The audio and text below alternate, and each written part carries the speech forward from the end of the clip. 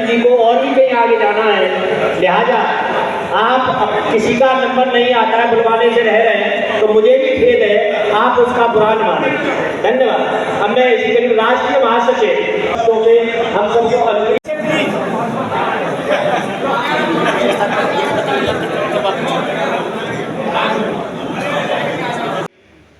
लेकिन कोई भी कुर्बानी देनी पड़े, बहुत झगड़े होते हैं, लोग वाले चाहेंगे कि सिंबल हमारा मिले और आखिर हमारा हो, ये हो, कोई भी कहीं भी किसी क्षेत्र में कुर्बानी देनी पड़े कि इंडिया जीते, भारत जीते, भारत के किसान शक्ति का हो, तो लोकदल उसमें पीछे नहीं हटे। लोकदल के लोग, लोकदल के कार्यकर्ता उसमें कोई कसर नहीं छोड़े। हमारा इसमें कोई स्वार्थ नहीं है। लोकदल को भी हम बनाना चाहते हैं। आप भी जानते हो लोकदल के सारे जितने स्वचिंतक लोग आए, आप जब से पैदा हुए हो आप ये समझते हो कि लोकदल हमारी किसानों की पार्टी है, लोकदल बढ़ेगी तो हम लोग हमारी दखल बढ़ेगी सरकार के काम पर। बहुत सालों बाद हमें मौका अभी भी नहीं मिला, लेकिन मैं आपको कहना चाहता हूं कि हिम्मत से हम लोग काम नहीं करें।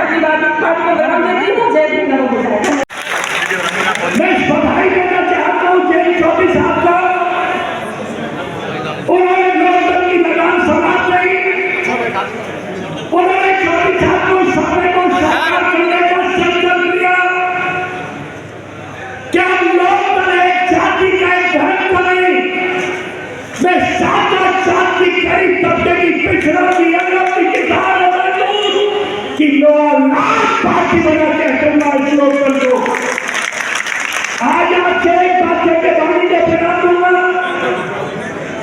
भाईचारा सम्मेलन का मतलब एक के साथ हो जाती है, एक का सम्मेलन, हिंदू मुस्लिम सभी धर्मों का सम्मेलन। सही माने में स्वर्गीय महात्मा जो सबको विचारों को जिंदा करना चाहते हो, उनकी धर्मों के हाथ मजबूत करना चाहते हो, तो यहाँ से जाने के बाद अपने इलाकों में गरीब तबकों के लोगों को छाती से लगाइए, उनके घरों में जाकर बैठिए, उन्हें चौथा के लोगों से जोड़िए, तभी ये झूठ बोलने वाली पाखंडी पार्टी जिसने जनता को धोखा दिया, किसानों को धोखा दिया, नौजवानों को धोखा दिया, छोटे मजदूरों को धोखा दिया, इसका नाश तभी होगा। दोस्तों इन शब्दों के साथ ईश्वर से काम नहीं करता हूँ, चौथा को लंबी उम्र उनके हाथों में ताकत है, तो हमारे सबके सपनों को साकार करने के लिए दिशा है और उस महान आत्मा को नमन करता हूँ।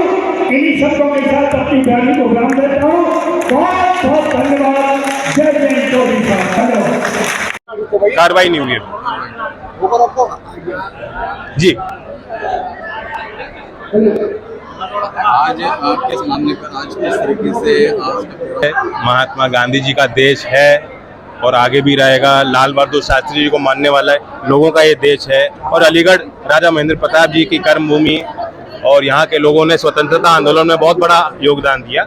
उन सारी बातों को लेकर यहाँ भाईचारा का कार्यक्रम, भाईचारा सम्मेलन हमने रखा है और जब तक हमारे आपस ग्रामीण समाज में खास तौर से एकता हम लोग नहीं बनाएंगे, जो जातीयता की भावना निकल के आ रही है और हिंदू मुसलमान के झगड़े आ रहे हैं, उनसे ऊपर उठकर हम विकास की बात करना चाहते थे, इसलिए आज हमने आयोजन किया। अलीगढ़ में भाजपा के सांसद द्वारा एक अभद्रता की है उन्होंने।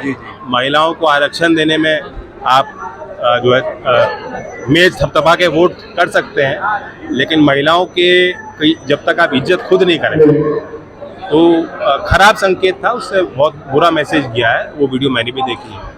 जितनी आलोचना की जाए कम, सार्वजनिक जीवन में तो और ज़्यादा केयरफुल होना चाहिए किस तरह का व्यवहार आप कर रहे हैं। अब आगे रणनीति क्या रहेगी? रणनीति में साफ है, मैं अपने लोगों के साथ हूं। और मेरे लोग जो भी फैसला लेना चाहेंगे हम उसके साथ हैं। वो चाहते हैं अभी कि हम जो देश में किसान हैं, जो खेती कर रहे हैं और जो नौजवान हैं, उनका वर्चस्व आगे बढ़ाने की कोशिश करें, उनको राजनीति में और उनकी दखल बढ़े और उनकी ताकत बढ़े।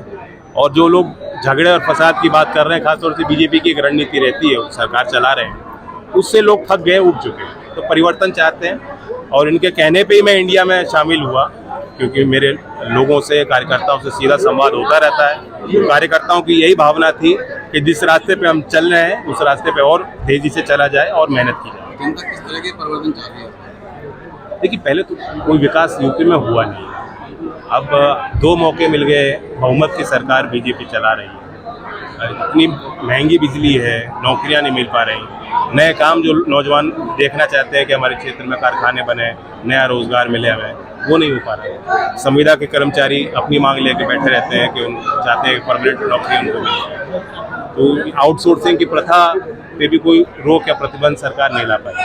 और जंगली जानवरों से लोग तंग है, परेशान है, सड़क पे तो है ही, जब वो खेतों में घुस जाते हैं तो किसानों का बड़ा नुकसान होता है। आयुष्मान भारत के कार्ड बनाए जा रहे हैं और उसमें 6 लोगों का नाम बताकर कहा जा रहा है कि 6 सदस्य होंगे तभी उनका कार्ड बनेगा। देखिए, बहुत बड़ा भ्रष्टाचार भी अभी उजागर हुआ आयुष्मान भारत में, क्योंकि ये पाया गया कि कुछ ही नंबर ऐसे हैं जिनके खातों में बहुत बड़ी रकम भेजी गई और उन्होंने निकाल लिया। तो जब टेक्नोलॉजी आ गई तो ये चीज़ें नहीं होनी चाहिए। सरकार को उसमें दुरुस्त व्यवस्थाएं बनानी चाहिए। और मैं ये मानता हूँ कि सबसे बड़ा खर्चा ग्रामीण क्षेत्र में आज भी परिवारों का स्वास्थ्य को लेकर है। हमें सिर्फ इंश्योरेंस स्कीम को बढ़ावा ना देकर पीएचसी, सीएचसी का नेटवर्क, सरकारी अस्पतालों का नेटवर्क, उनमें व्यवस्थाओं में सुधार लेने के लिए निवेश करना चाहिए। सब चीज़ प्राइवेट सेक्टर को दे देंगे तो गरीब आदमी को सबसे बड़ा नुकसान होगा। जिस तरह से बुलडोजर चलाया जा रहा है लगातार, उसमें क्या कहेंगे? बुलडोजर से देश आगे नहीं बढ़ सकता। बुलडोजर वैसे तो निर्माण का प्रतीक होना चाहिए, बुलडोजर का इस्तेमाल करके ये देश की परंपराओं को ध्वस्त करना चाहते हैं। एक तो वर्दी का सम्मान हो, सिस्टम का सम्मान होना चाहिए, न्याय के हिसाब से सरकार को भी फैसले लेने हैं। बिना किसी को नोटिस दिए किसी की कोई कमी है और अगले दिन आप उसके घर का जो है उजाड़ने चले गए, किसी ने अपराध किया है तो पूरे परिवार को दंड देने चले गए, ये ऐसे कोई नियम नहीं है, ये बिल्कुल अनडेमोक्रेटिक है, कहीं से भी जस्टिफाई नहीं होता कानून से। इस समय और सुप्रीम कोर्ट को इसमें सुओ मोटो संज्ञान लेना चाहिए, सख्त आदेश देने चाहिए सभी राज्य सरकारों को। इस समय बेटियों के साथ काफी अन्याय हो रहा है, उसमें क्या कहेंगे? हो रहा है, देखिए मणिपुर भी हम लोग गए थे, मणिपुर में जो हमने चीज़ें देखी कि इस तरह से वहाँ एक जो नरसंहार हुआ और आपस में 2 कम्युनिटीज़ को बांटा गया, और आज तक भी प्रधानमंत्री के आगे कोई मणिपुर को सवाल करता है तो वो चुप हो जाते हैं, वो उस चर्चा में शामिल नहीं होना चाहते, वो जिम्मेदारी नहीं लेना चाहते। पूरे राज्यसभा के पिछले सत्र को हमने इसलिए खो दिया, हमारी एक मांग थी कि जब हम चर्चा करें मणिपुर की, कम से कम उस दिन प्रधानमंत्री वहाँ मौजूद रहे, हमारी बात सुने, सही समझे तो उसका जवाब भी प्रधानमंत्री दें। उसके लिए सरकार तैयार नहीं रही, सरकार ने कहा कुछ ही कर लो, मणिपुर पे हम चर्चा नहीं करेंगे।